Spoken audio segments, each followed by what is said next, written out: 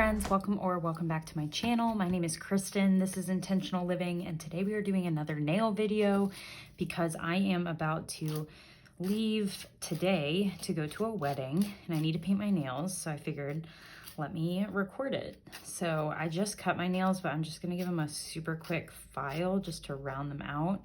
I had broken a bunch of my nails this week at work, so I had to cut them really short. So that's that. But today, while I do my nails, I also wanted something to talk about, obviously. And so I thought it would be funny if I did like a hot take video, but like a budgeting edition. I definitely have some maybe unpopular opinions about things, and I've never really shared them. So I figured this would be a fun video to do. So I also promised someone that I would be drinking wine while I did this, but it is like 11:15 in the morning, so I'm just gonna bypass the wine, I think. So first I am just going to buff my nails a little bit, just super lightly, just to take off a little bit of shine. I have learned that that will help the gel nail polish stick. I am not really a beauty gal. I don't do lots of beauty things, but this has saved me a lot of money. So I have learned that that is really a good budget friendly thing to get better at, is doing your nails, so that when you have weddings and things, you don't have to pay to get them done every time. So I am using Madam Glam New York's 2 bundles that they sent me. They sent me 2 boxes that look like this, that are well packaged, and these are all the products that they've provided me. So that is what I'm using today. So I'm going to need a base coat, top coat. I want to use their new cuticle oil that they sent me. Let's see the directions. Every night after removing Madam Glam's gel polish and after doing your nails, to rehydrate the cuticles, use a proper amount of the cuticle oil and apply on cuticles. Gently massage until absorption. It will repair and protect your nails. Tighten the cap after each use. So I guess I'll do that after I do my nails. Oh, it's so cute. Okay, so I'll use that. And this is the color my toes are right now. And I have used this color before, so I think I want to do a different color. And I'm wearing blue at the wedding. So I'm thinking maybe like this one would be good, or this one. I'm thinking darker. I'm gonna do, but it's summer. Maybe even this one. Is it too much to have blue nails with a blue dress? Maybe this one. Yeah, let's do this one. Okay, so we'll move these out of the way. And we are going to start with our base coat today. I'm just gonna leave these little instructions because I need them just to make me feel better. So I hope y'all are doing well today. I have learned that I have to be very careful with the base coat as well. My hands are shaking. So I'm going to probably speed through this or not talk to make sure I get it perfect.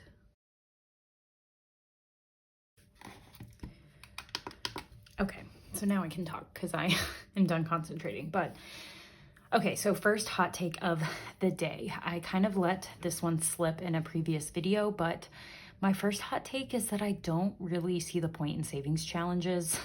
I know that they're the thing right now, and I know that that is definitely an unpopular opinion, but I just don't see the point in them. I do for certain people, to be clear. Like if that motivates you and that's the only reason you cannot spend your money and save your money, then like I totally believe in them. But for me, I'm motivated to save for goals rather than just pointless or like aimless saving. So a lot of people do savings challenges, and then when their savings challenges are done, they just put them in their sinking funds. So I'm like, well, why didn't I just put them straight into my sinking funds? So I think I like better a savings challenge for something like the Pink X budget challenge that I'm doing specifically for an envelope. So like for savings, I'm doing the challenge just to like mix it up, and I don't know how much I'm saving every week. That's fine. But like the box challenge I did because it was trendy, which is like one of the first trends that I actually like got on board with, and I loved the aesthetic of the box. But I don't know, I just didn't like that when it was over. then I just put it in my sinking funds. And I'm like, well, I could have just been saving for Europe and savings and things on my own and just putting more in there a week and seeing the savings grow faster. And so, yeah. So my first hot take is that I don't like savings challenges and I probably won't do any. And I just don't find that they motivate me and I don't think they're that fun.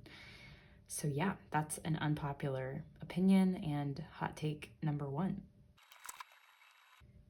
I'm curious what your reactions are to this video, so definitely leave me comments down below. And this is just my opinions. They are not, like, I'm not assigning value on them. Like, I don't think I'm right and you're wrong, that kind of thing if we disagree. So just take this with a grain of salt that this is just my own opinions about things, and that does not mean that like they should inform your opinions. I think we should all just make our own opinions and do what works for us in our budgets, and savings challenges really work for people. So I'm not trying to say to not do savings challenges. This is not advice. These are just my hot take opinions. Okay, hot take number 2 is that I don't like Dave Ramsey.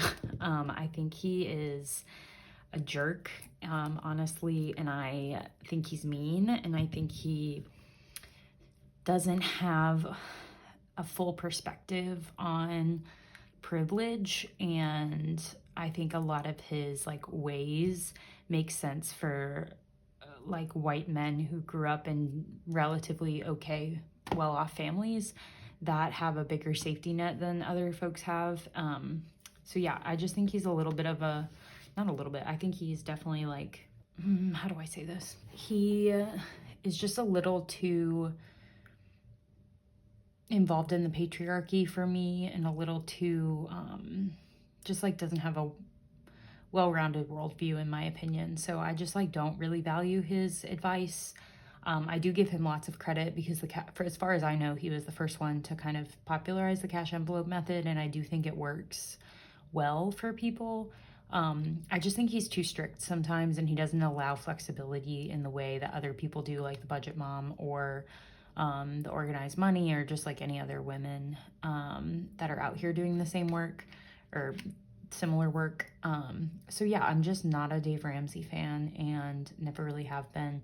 I think I started with him when I was trying to figure out how to budget and pay off debt, just because he's the most popular name in that arena. But I quickly moved on to other women just because I felt like they had a better grasp of what women want, and not even women, but I guess I found myself watching a lot of women of color because I just felt like they had a broader understanding of, you know, how people exist differently in the patriarchy, and how different levels of oppression and privilege definitely play into the budgeting aspect of people's lives. Right, so that is it for the base coat. Nice and cured, and then I'll do 2 coats of the color and then a top coat and then cuticle oil. Typically I do one hand at a time on my own when I'm not filming, but for some reason both times I've filmed I've done both hands at once. Don't really know what that's about.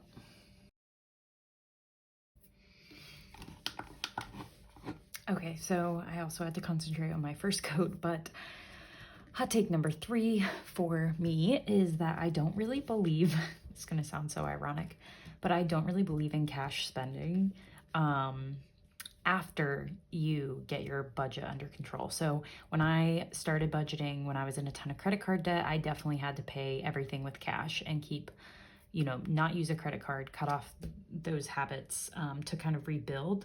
But once I rebuilt and I got disciplined and like broke those bad habits, that's when I don't believe in cash spending, because there's just so many pros of spending with credit cards. Your credit score, future options that you won't have if you don't have a credit score. Also just like learning to like control your impulses. I think if you always spend with cash and then later you find yourself in a situation where you have to spend with a credit card, like it can be really difficult. So I think just building, you know, that discipline around the temptation to overspend. I also think the rewards of credit cards, it's like free money. So I always want to take advantage of that.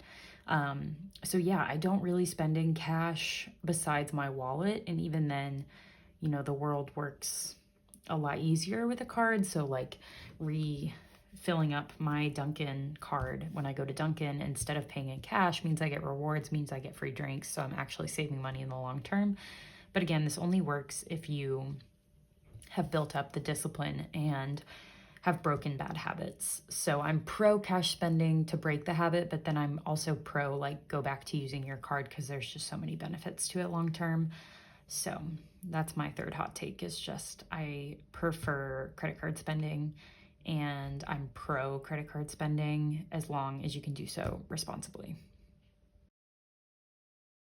Okay, these next two hot takes are probably not going to surprise you if you are like a loyal subscriber of mine, because you've probably heard me talk about these. But my fourth hot take is that I don't believe in the debt snowball method, and I've talked about it a little bit in previous videos. And again, these are opinions. I don't believe in it for myself, because I think the debt avalanche methods, it saves you the most money in the long term, which to me is for myself personally, is the smarter decision.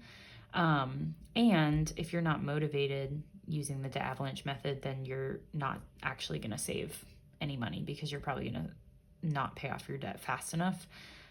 So if you're more motivated by the debt snowball method, I do think that could be a better method for you.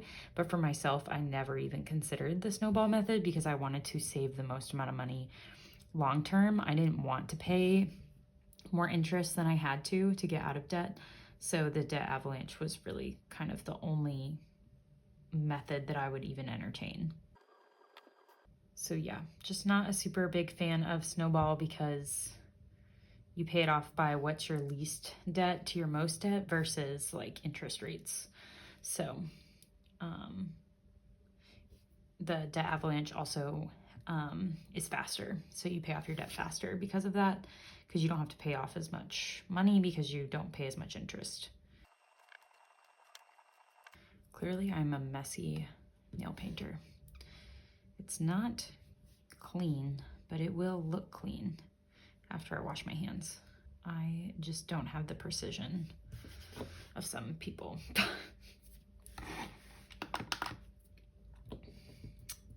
Okay, what was the next hot take? I think we're on 5 now. Yeah, I think we're on 5. So hot take number 5 is that, and this is not really a hot take anymore because I feel like most people agree with this, but I don't think $1,000 is enough for an emergency fund. And I think you need a couple months worth of expenses in your savings before you should really start paying off debt. So expenses, I count bills and anything you need to like live. So like groceries, toiletries, eating out if that's, or like just enough for meals and the things that you use on a week to week, day-to-day basis. So for me, I didn't start paying off debt until I already had a $5,000 emergency fund, because for me that was like 2.5 months, I think. So I just never wanted to be in a situation where if I lost my job, I wouldn't be able to get through the month. And for most people, $1,000 is just not enough. So I'm anti the $1,000. I'm more pro like have 2 months in your savings. And I've heard that philosophy a lot from other people, which is where I got the idea. So I'm not like the one that came up with that.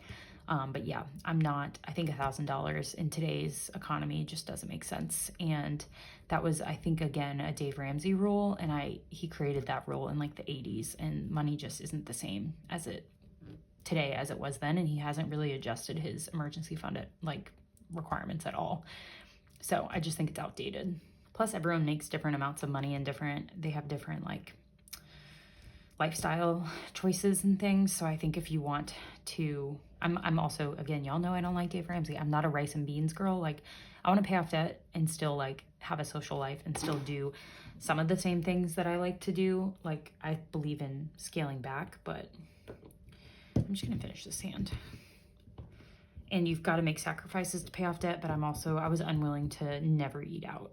I just ate out a lot less when I was paying off debt, but I had to eat out at least once a week or I was gonna go nuts. So that is hot take number 5 for me. Gosh, now that I have a dog, there's just dog hair everywhere. It's sticking to my nails. Go away.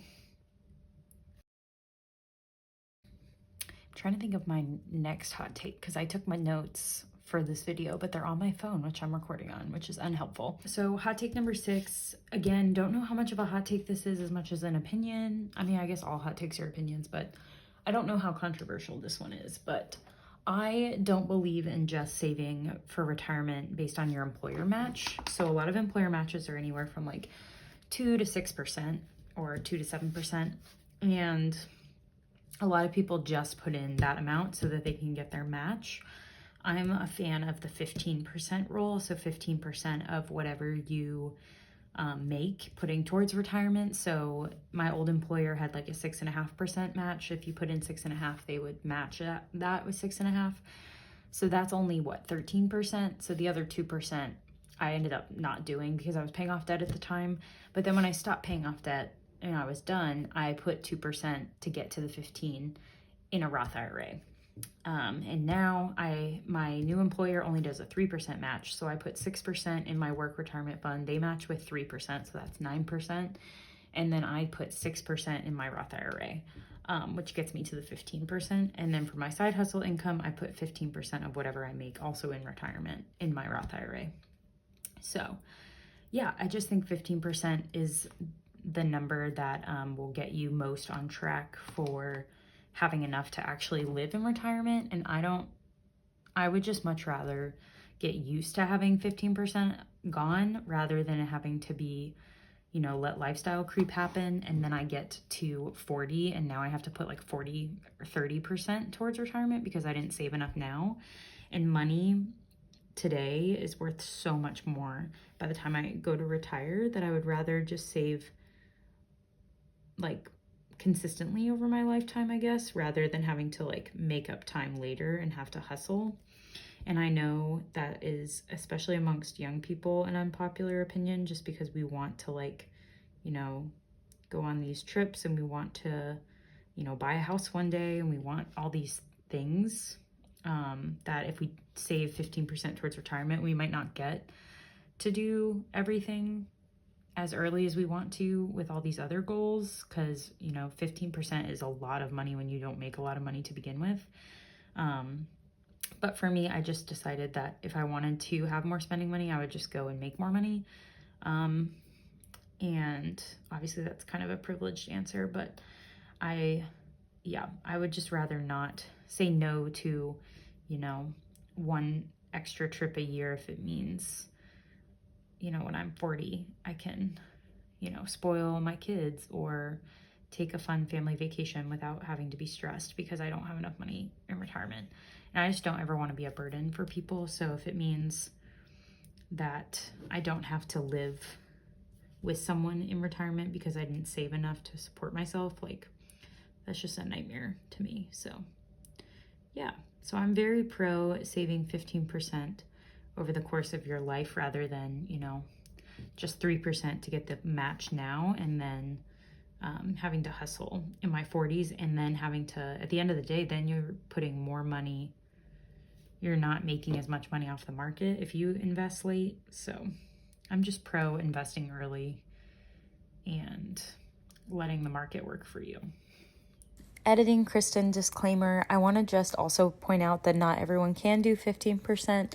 And that is totally a different conversation. For me, this is more of like, if you're able to do 15%, do it. But like, there are so many people right now and just in general that cannot afford to do 15% and live.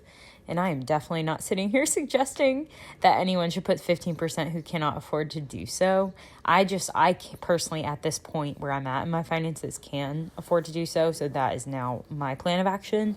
But when I first got out of grad school, I could not afford to do 15%.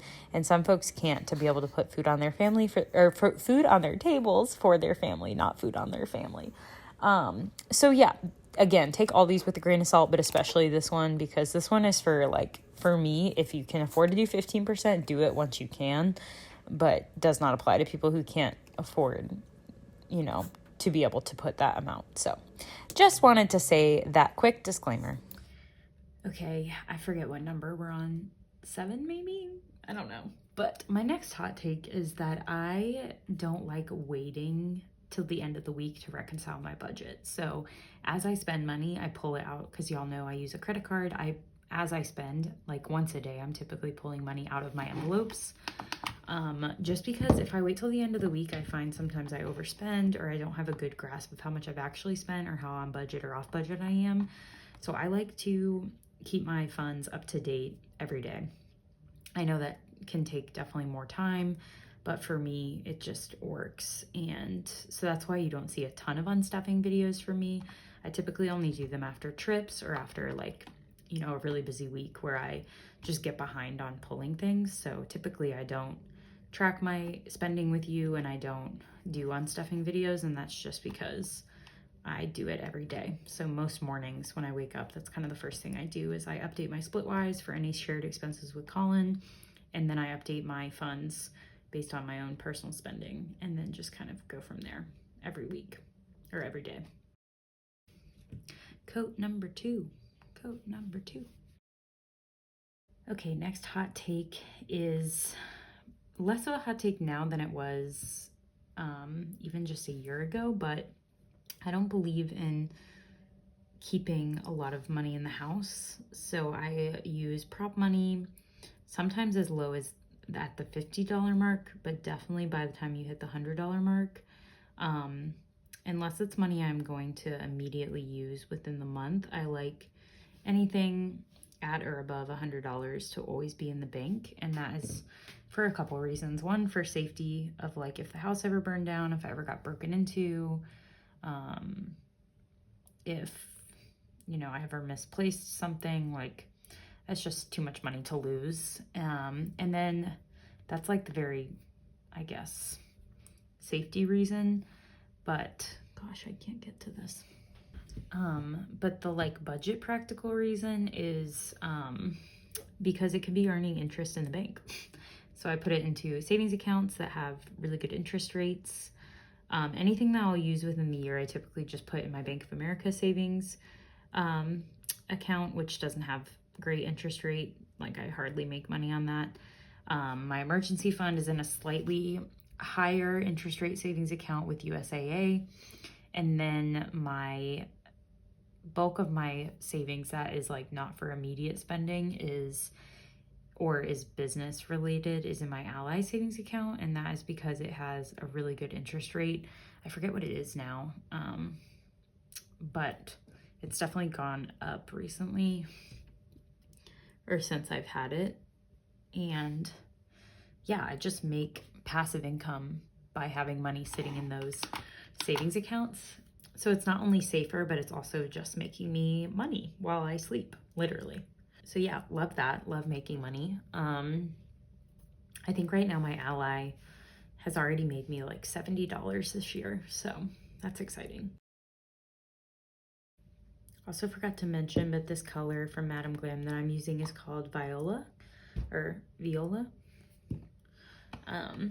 yeah, that is the color I'm using. It's like kind of a soft purple. I'm glad I chose this one. And we'll just do a top coat here in cuticle oil and we are done. I think all in this typically takes me about 30 minutes. And this has, their little UV lamp has 2 settings. If you click it once, I think it's 30 seconds and twice is 60. So I typically go 60 because I did it 30 once and I just found 60 makes it harder. So I use that. Top coat, here we go.